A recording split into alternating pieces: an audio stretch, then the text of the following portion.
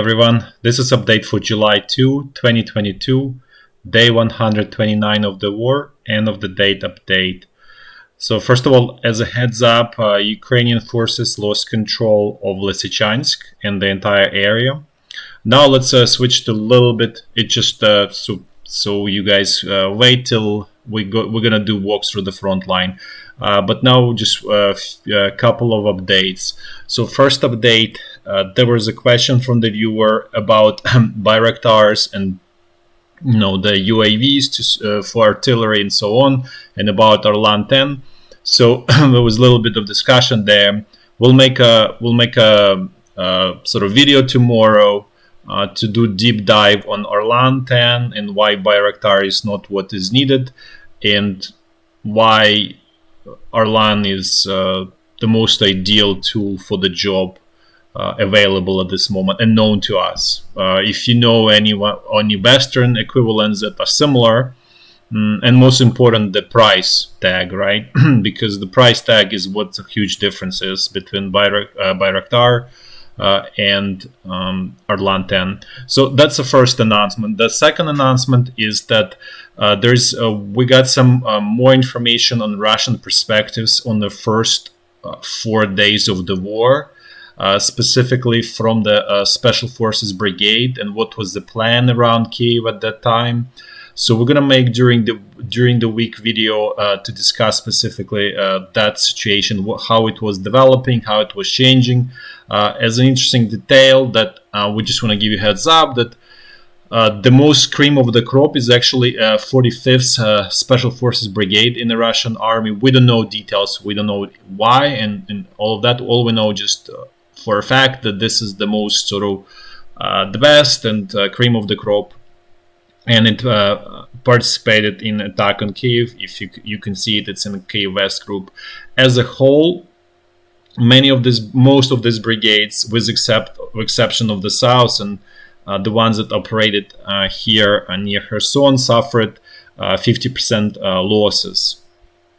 And some of the sort of groups of those brigades, for example, from second Special Forces Brigade, they were completely annihilated inside of Kharkiv. But we'll make a video about that, and you'll see it during the week. So now let's actually start our walk through the front line. We'll do it in a clockwise fashion, as we always do, starting from the very north. So there was exchange of artillery fire. There was also exchange, well, I guess there was more you could say exchange of rocket hits. This time Ukrainian side tried to hit some targets, unclear to us what it was, in Belgorod. This is here, and also in Kursk, those two neighboring regions in Russia. Otherwise, in terms of artillery fire, there is no escalation, no change. The only difference was on July 2nd is that Ukrainian side did rocket strikes for those two cities in Russia. Now let's move to south. Let's see what's going on east of Kharkiv. So first of all, Russian side is trying to still put pressure here around the village of Avdiyivka, which is still being held by Ukrainian army, but the pressure is here. The Russian forces also trying to put pressure here in this area with the objective to capture Stary Saltiv. It's not large-scale attacks. These are small, up to at most company-size attacks. So this is just continued fight for this buffer here. Now let's move south. Let's see what's going on the Izyum bridgehead, and situation here is more or less stable. Some Russian attacks to fully capture Bogorodechne, which didn't go far, and the situation remains the same as it was on July 1st. Otherwise, no new updates here. And then now let's move to Lysychansk area, because that was the focus. That's where the whole action is. So here's what sort of transpired here, and let's explain over this time. So as we mentioned, the Russian troops sort of landed here in Privila on July 1st, and first it was commando forces that we discussed. Apparently, towards the end of July 1st, they managed to establish a pontoon bridge here near Privila, and then they started towards night. They started attacking. They managed to capture first village Svtilodarsk, so it was late day, July 1st, and then Novodruzhsk. So then in the morning, during the night, Ukrainian from the July 1st to July 2nd, Ukrainian troops started very hasty withdrawal from the sort of the southern part of Lysychansk through Maryinka and obviously towards west, and then also Ukrainian troops retreated here from Svtilodarsk and obviously as well west. This was much more disorganized retreat from here, from these troops, from this sort of northern sector of Lysychansk defense area. So that was we would say borderline disorderly retreat from here. This retreat from the sort of southern section where most of the troops were was much better organized, but still was quite disorderly in many ways. It wasn't total sort of mess, but it was on the edge, let's put it this way. So as a result, Ukrainian troops managed to retreat from this Lysychansk area. Now it's fully, or let's say more or less fully controlled. Russian troops are mopping up. There could be some rear guard units that sort of got into pockets and so on here. So there's still some low-scale, small fighting all over the place. But essentially, the whole Lysychansk peninsula, let's call it, has been evacuated by Ukrainian troops. The other significant development here is the Russian main main attacking Russian forces, where they are actually around this oil refinery. So they managed to hit further, and they captured village Vernyukamensk. So that really essentially makes establishing defensive line here mute point at this point, right? And the attack is being done here by the basically consolidated units of 76th Airborne Division and 90th Tank Division. Essentially, that's where they are. And so the mop-up is being done by basically this units of the 2nd Army Corps and the Kadyrov troops, which is called Russian Guards. It's basically more militarized police, essentially. That's what it is. So that's who's doing this mop up here and just cleaning the whole area. So what this really means, this attack and capture of Vernyukamensk, it actually sort of pretty negative for Ukrainian troops, because first of all, we discussed the geography several times here, and let's just remind how it all goes. So essentially, this is kind of like a top of the ridge here. That's kind of one ridge. Then this is a valley here going all the way to Bakhmut, right? Then there is another ridge. I think it's going somewhere here and here. So there were essentially there are many options, but the best options, let's put it this way. The best option would have been to actually keep the ridge here and keep defensive line here, right? Because you have this road, which is very good defensive, provides very good defensive position, which is proven because you remember Russian troops were attacking this road for a long time, since essentially capture of Popasna, specifically at here, Bilogorivka and Berestova, and they never being able to actually break through here. So this was a good defensive position, and all was needed is just basically link it with this white sort of blurb here. It's actually a slag heap, which is like a cone-shaped pile of slag from extraction of coal, and usually they go up to like 100-meter height. So this essentially, this provides by itself kind of defensive position, and then just connecting here through Bilogorivka. So this would have been a good defensive position. if Ukrainian command didn't clinch to Lysychansk and timely withdrew and built defensive line here, right? So this wasn't done. They were clinging to this Lysychansk, in our opinion, for political reasons. And this, as a result, now at this point, establishing defensive position here impossible, especially with the Russian capture of Verkhnyo-Kamensk.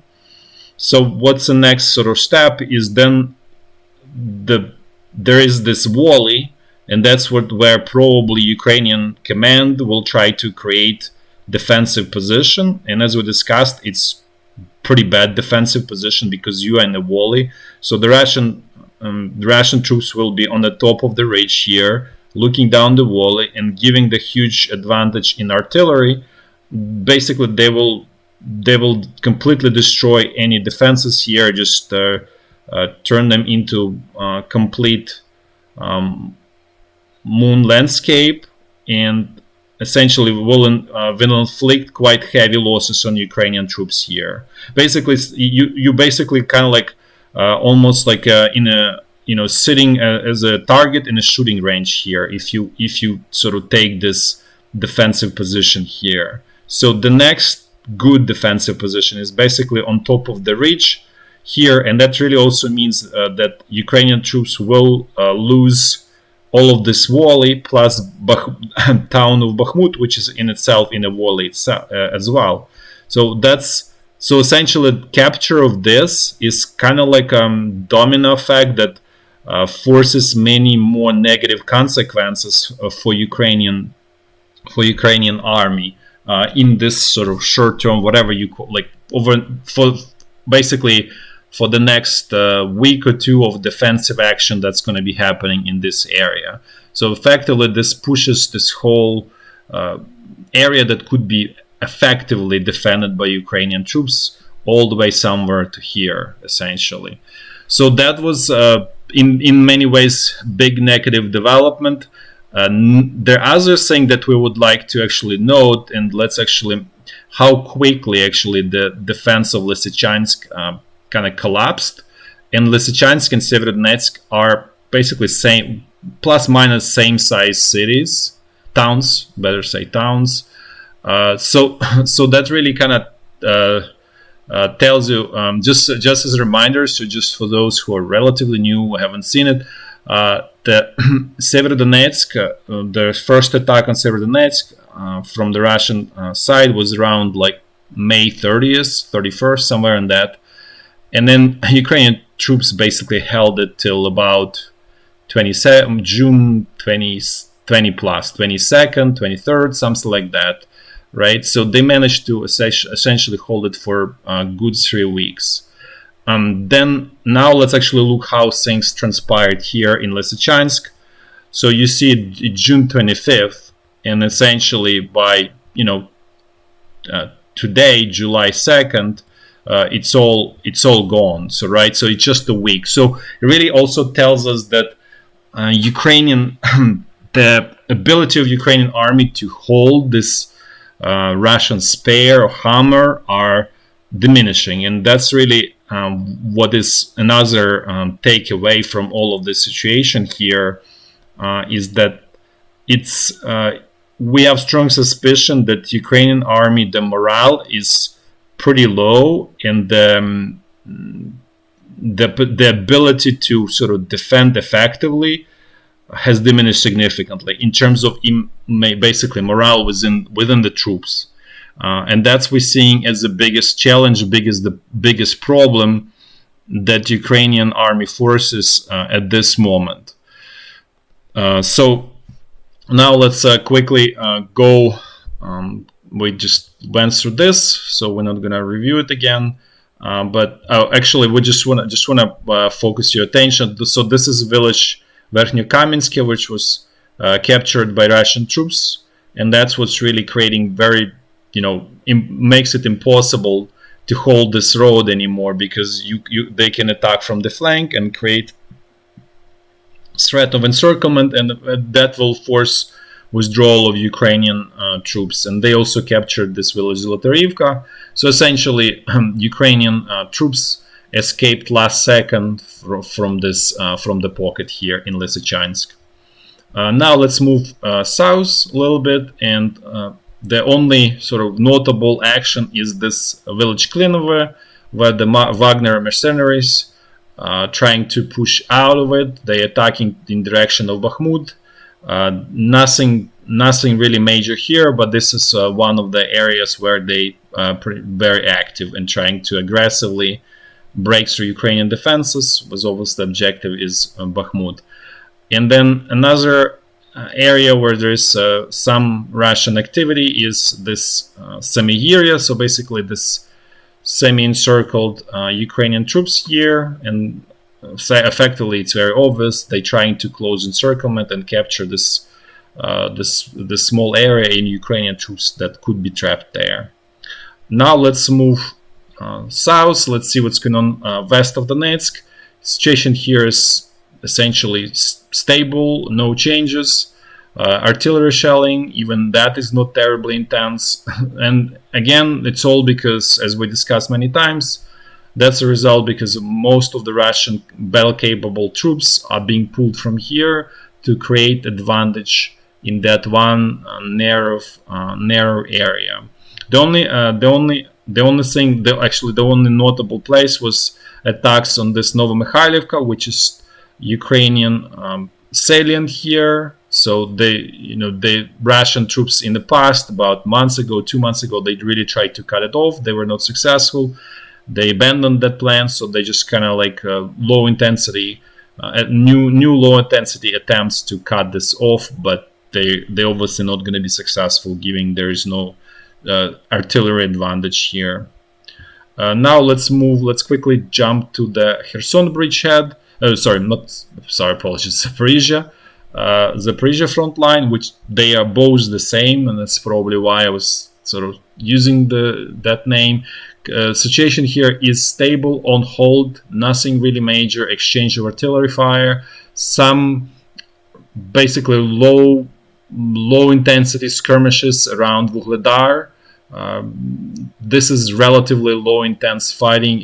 There's nothing major here right now. Then let's just jump actually to Kherson bridgehead, and situation here is the same as being for a really long while. No changes, positional sort of fighting, skirmishes, artillery shelling. Essentially, that's pretty much it, what's going on here. Thanks for watching, and until tomorrow. Bye-bye.